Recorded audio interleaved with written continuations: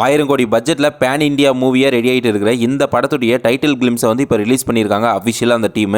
அதாவது SSMB29 project வேற லெவலில் ரெடி ஆயிட்டு இருக்குன்னு சொல்லிட்டு நம்ம நிறைய வீடியோல சொல்லியிருந்தோம். ஸோ அதனுடைய டைட்டில் ரிவ்யூல தான் இப்போ கொடுத்துருக்காங்க. ராஜமௌலி டைரக்ஷன்ல மகேஷ் பாபு நடிக்கிற படம் தான் பாத்தீங்க அப்படின்னா SSMB29. இந்த படத்துடைய டைட்டில் என்னவா வச்சிருக்காங்கன்னு பாத்தீங்க அப்படின்னா வாரணாசின்னு வச்சிருக்காங்க.